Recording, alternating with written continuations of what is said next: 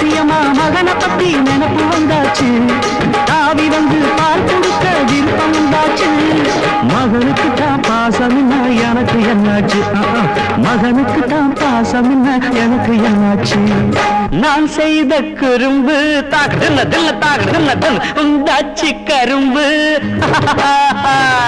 மாங்கா இனிக்கும் சாம்பல் ருசிக்கும் நான் தந்த பரிசு அது ரொம்ப புதுசு கையோடு புள்ளாது ரோஜா பந்து